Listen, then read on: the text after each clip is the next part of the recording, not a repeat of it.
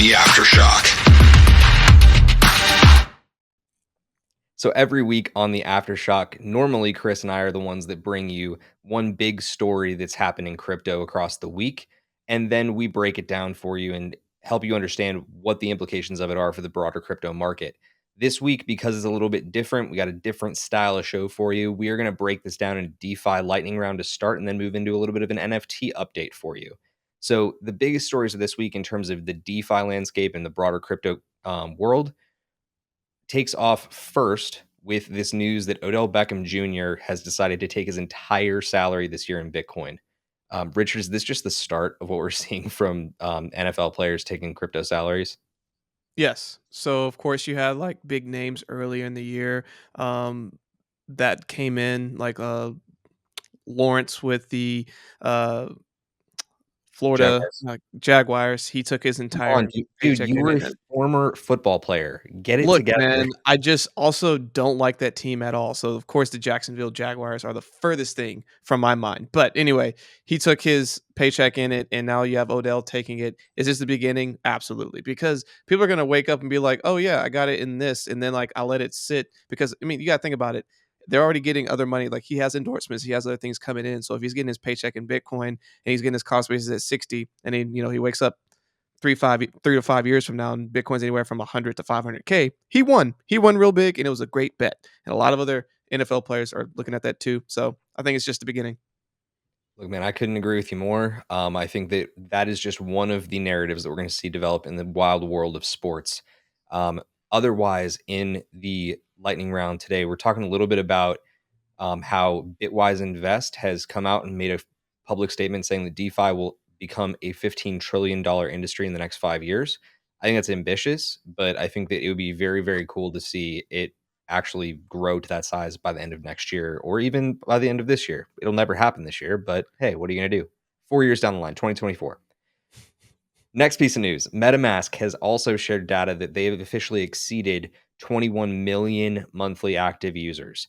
That is such a milestone for them for reasons we'll get into later as well. But that amount of users getting engaged on the Ethereum blockchain and other blockchains, probably less so than Ethereum, because frankly, the base user really understands how to use it with Ethereum, but it's like the advanced and expert users know how to configure it for other networks. So very cool that that's going on for MetaMask. And then here's the big story out of DeFi that I really wanted to touch on with you, Richard. Suzu, who is the CEO and like lead founder on Three Arrows Capital, has officially made it known that they have abandoned Ethereum in favor of Avalanche. That's really big news considering like a lot of people follow Three Arrows Capital and consider what Suzu says like gospel in the world of DeFi and just specifically crypto investing. So I'm curious as to, first of all, what is your take on that piece?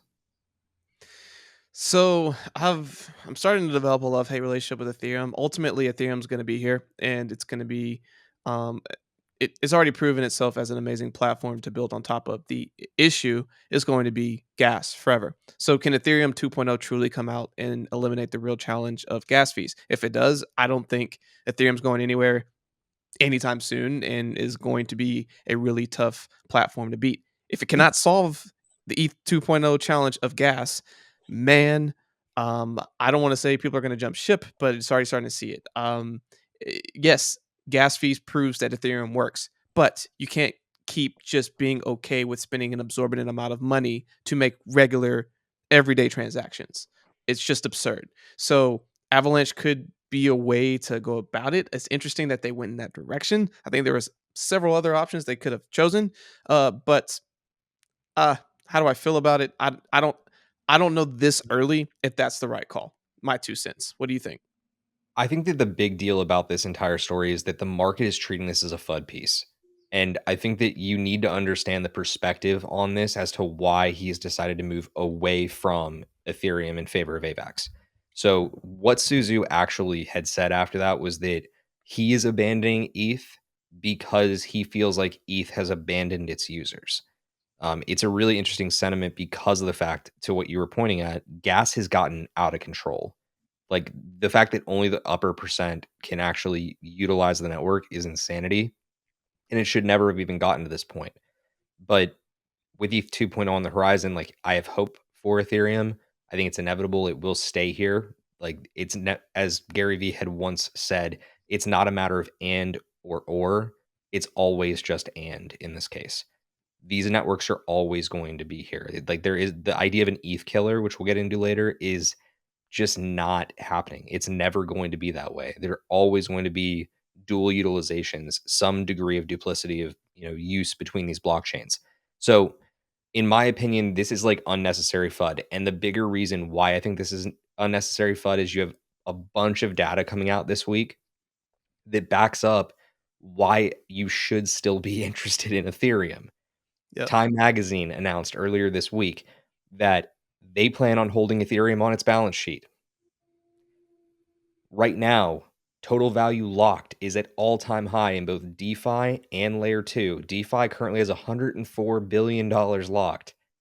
L2 has that's insane. $5.6 billion locked. And then last but not least, Ethereum transaction volume is officially at the highest level it's ever been at, especially in the last 5-month interval, which is insane to just think that people are still utilizing the network despite this.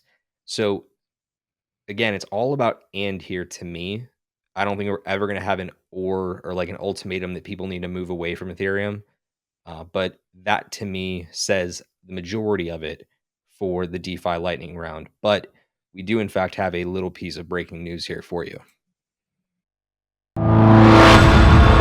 Breaking news. Last week, you may have heard that a DAO formed called Constitution DAO. They basically got together, brought a bunch of public money together in an attempt to purchase a version of the Constitution of the United States of America. Constitution DAO just announced that their next goal, now that they were unsuccessful in getting that piece of the Constitution, is they're going to go after an NBA team. Digest that. I heard a really interesting conversation about this the other night. Not necessarily like preempting this, like this news is breaking. This is today. But the other night, I was listening to a conversation about DAOs, and I got really, really interested in this because if you think about the type of money that you need to bring together to buy the freaking Constitution of the United States of America, that's a lot. I mean, it's a lot. And most of these teams that are available for sale out there, they're in like the $1 billion range. But a lot of these DAOs have a ton of capital. So I would not be surprised if we start seeing more DAOs decide to form and then go create a DAO group to own like a professional sports team. But Richard, what do you think about that off the top? Man, off top, if you have a decentralized autonomous organization owning companies, decisions will be made so slow. It will in theory, it'd be cool to give people access to be able to go and, like, be a partial owner and, you know I mean, what happens if you if they're successful and you have 100,000 people that are part of this DAO and the company and somehow that team wins the entire championship? Do all of them get a championship ring? There's just so many layers of, like, things that would have to be figured out, but above all, like, it would be so interesting to see how it would disrupt the structure of just dealing with other owners and organizations and other stuff as well. So like, wow, there would be so much to unpack there. My initial thought on that is just there's no way, but it could happen if they raise enough money. But I don't know if the NBA would step in and be like, no, we can't do this. Yeah, see, I don't think that you can actually have that happen. Like, I don't think the NBA steps in on that. I think that DAO ownership as a model would work pretty effectively, actually. I think that because you have ownership groups voting in a completely decentralized way, you can do it on the fly. You can set deadlines. You can set like what the percentage you need for quorum to like make the decision is. Very simply, it's like all through the contract itself. But from there, like, I mean, you look at other organizations, like how they're divided into ownership. Like, look at the Green Bay Packers, right? The Packers, like, you can go buy shares of ownership of the Packers and say that you personally own part of the Packers and you're not telling a lie. Right, but at that same point, though, like if you're an owner and part of the ownership is deciding who's going to be your coach, how are you going to recruit, how are you going to do all this stuff, and if you're voting on all of these things, literally, it'd be super transparent. every step of the way. And like, yeah, transparency is cool, but I don't know if every piece of every step of the way is a good process to run a company. Well, look, I think that there are plenty of teams in the NBA that could use like the attention of something like this, especially because like there are a lot of teams in the NBA that could be acquired that are just traditionally losing franchises. Mhm. For example, one that is a shared team of you and I, the New Orleans Pelicans, can't seem to get their act together this year at all. And hey, maybe it's time to get some new ownership. Maybe it's time that good old Gail Benson kicked it over to the Constitution DAO. Will be interesting to say. I'm gonna watch, but goodness, man. Yeah, Oh, the look, world is changing. dude, we're really early, especially when it comes to DAO governance models. Like, it's going to take multiple evolutions through the next 5 years, just the next 5 years. And a lot of people are adopting it in a number of different ways and just continuing to experiment with it. If you're interested in learning more about DAO governance models, whether you're joining us through YouTube or through our recast through our podcast platform, please do us a favor. Let us know that you enjoy this, and we will definitely get back into defining a DAO further for you and breaking it down so that you can understand what we're talking about in greater detail and why this may be the future of organizational dynamics. But let's jump into our next Aftershock piece, talking a little bit about non-fungibles. So there's some really big stories in non-fungibles coming out right now, and that will bring us to our second breaking news piece of the day. We're gonna get this really quick. It just happened, so let's play the drop, and then we'll get there. Breaking news. Crypto music platform Audius has just introduced embeddable NFT galleries into Twitter and Discord. But wait, there's more. Time Magazine and their development studio, Time Studios, that develops TV series, has just announced that they will be developing a series for network TV based on the NFT project Robotos. I personally thought that Cool Cats was going to get one first, but Wow. Robotos officially got the green light, and Time Studios will be backing them in terms of developing a network television series. Oh my gosh. Process those. Like, if you thought that on a holiday week it was gonna be tame, folks, no. This is a No, very busy week in crypto, and I'm not sure that we know why yet. But I'm hoping no. that we get some more positive news 'cause both of those stories are mind-blowing, but they're gonna be huge for crypto at large. They're gonna be massive. Oh my gosh. Because we keep just getting more and more use cases and more mass adoption, right? Like having a TV series that people can watch, understand a little bit more, and then like audience being able to drop something that you can put directly into Twitter. Ugh, oh my gosh, we're getting more and more everyday use cases, which is what we need for mass adoption. So I'm pumped. Yeah, and I'm over the moon about all of this. It's way past a moonshot for me at this stage of the game. Like, I know that my personal, conviction around NFTs and gaming and the metaverse is here to stay, and that's why I love doing these NFT news segments for both the Aftershock and Buy Seller HODL on our normal Tuesday series. But these two pieces of news are lit. I'm very stoked about it. In other non-fungible news, non-breaking, really just the more tame side of non-fungible news, we have Shoyu, which is the NFT marketplace from the folks who brought us Sushi Swap. They've officially launched their marketplace. If you've played around, or if you've taken the time to play around in their metaverse that they released, it's like a big actual virtual gallery where you can go and see the pieces that they've curated. It's phenomenal. It's really cool. I was going to say, Richard, you did get a chance to mess around in that, did you? I did. It's awesome. Like just even looking at it on my computer screen was cool, but I can't even imagine like having a like VR headset on and walking around in there. Like, man, the future is now and it's awesome. Like it's so cool. Yeah. I cannot wait to see what Shoyu does with it, but if this NFT marketplace launch goes the way that we hope it will, we could finally see a decentralized alternative to OpenSea, which the market has been calling for months. I would be thrilled to leave OpenSea behind me, but again, we will deal with what we have for right now, and get a little bit into OpenSea in a minute. Otherwise, another piece out of the folks at Time, they are launching their own Into the Metaverse newsletter. So, Time is doubling and tripling down on NFTs and metaverses as we speak. And they couldn't have better timing, pun intended. Richard, what do you think of all this going on, especially with time and like publications? Is it that they're finally realizing They that like are magazines are final. dead? Yes, not only are they realizing that magazines are dead, they have to get their new audience. Who's the new audience? It's millennials, Gen Zers, etc. And where are they going to be living? They're going to be living in the metaverse. They're going to be living in virtual reality. They're going to be active on crypto and everything else that's going on. So how do you get these new users? You meet them where they are. And time is basically quadrupling down and saying we have to be all in to capture this new audience. And it's really cool to see them jumping all over this. Like it's rare that you see a an older company that's really trying to adapt to the times, pun intended, and they're doing it, which is really cool. They're seeing that investment happening right now.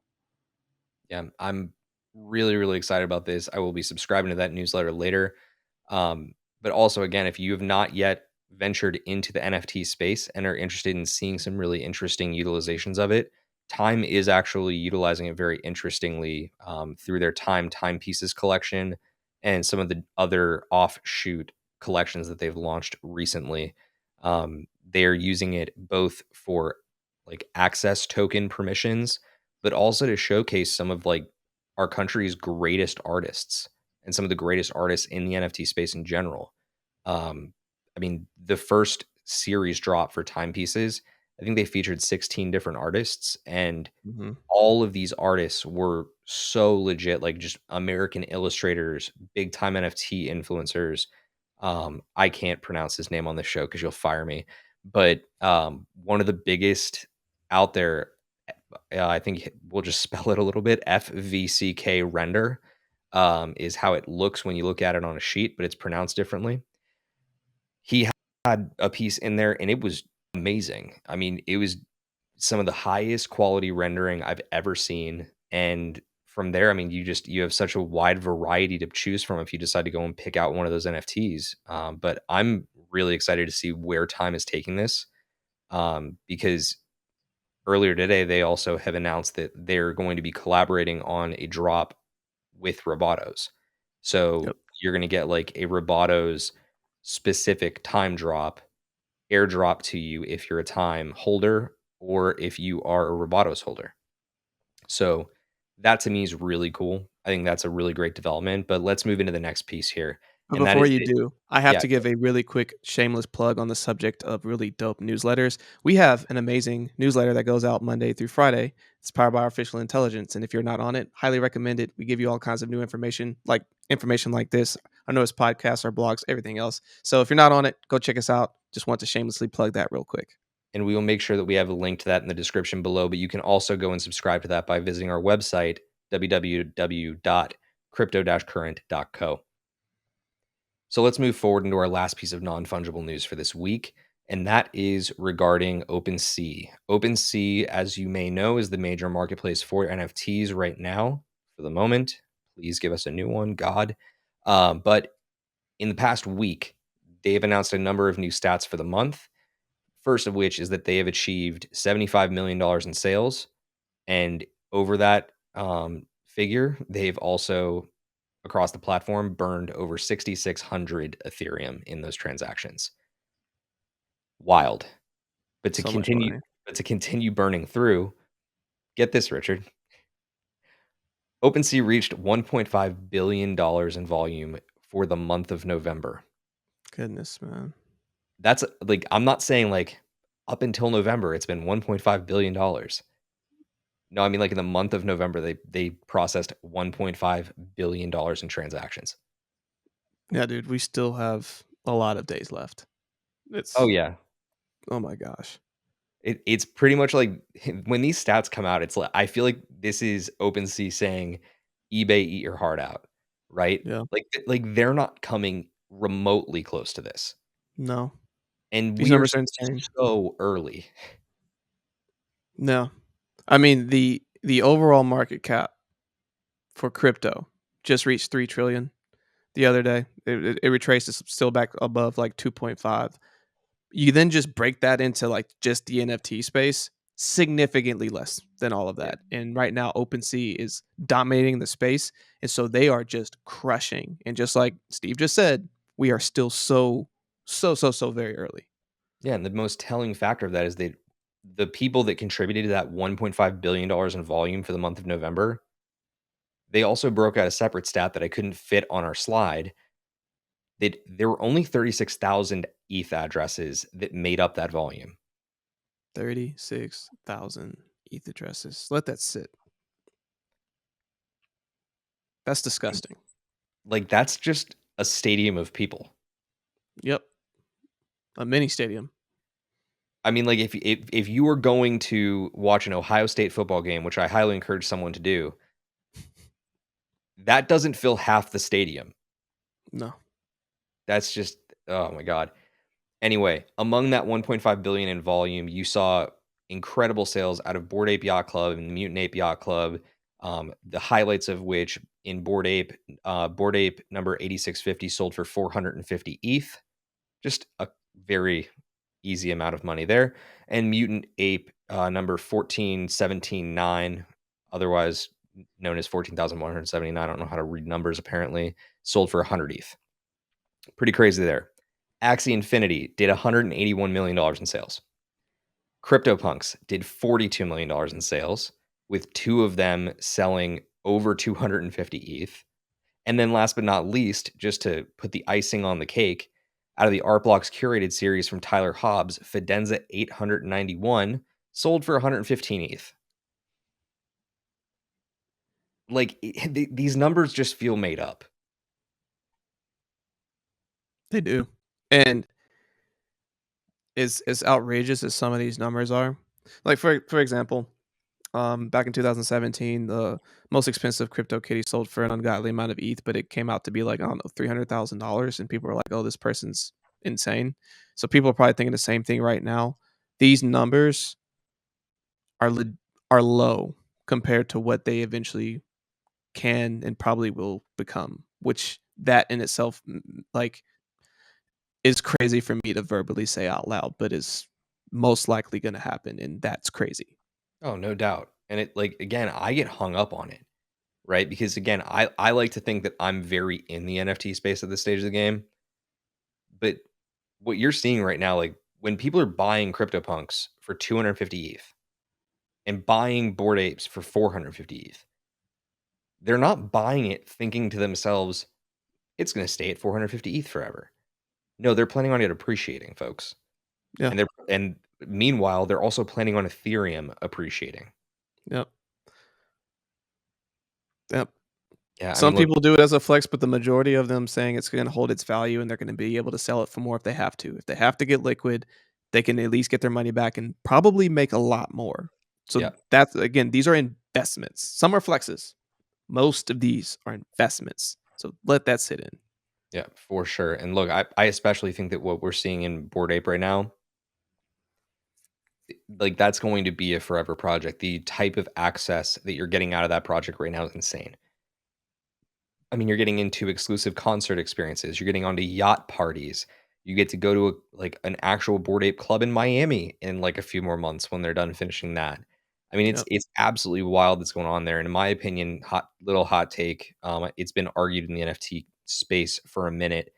Um, I think that what we're seeing this week is just another sign that Bored Ape is going to, in the near future, flip punks. And I did not think I would say that in the last like 2 or 3 months, but I'm pretty confident of it right now. They're just What do adding you so much value, real world yeah, value. what do you think Uh, about that? where CryptoPunks has been lacking, other than just being an OG, like Bored Ape Yacht Club has a true marketing like vision, and they're executing on it, and they're truly making this like the cool kids club, and they're absolutely executing on it, and they're just doing more and more things where they're adding more and more value. So it's so much to the point where newer projects that are launching are basically copying their model and figuring out how they can tailor it to their club. They're literally being the trendsetter of the new age of NFTs. So yeah, man, I would agree with that that sentiment for sure. Awesome. Well, look, That's going to wrap up our Aftershock segment for this week. If you appreciated the Aftershock, please let us know. Drop us a comment on YouTube or otherwise get in touch with us on our socials listed up above. You can, of course, get in touch with us on Twitter and Instagram with those handles up above. But we would love to hear from you and what you think. And if there's other stories that you want us to be covering, please let us know. We want to make sure that we are tailoring this content to you and making sure that every single week we give you something to learn from and cover the stuff that you want to hear more about. But that's going to do it for the Aftershock. Let's move into our next piece of this marathon episode with a little bit of buy, seller, HODL.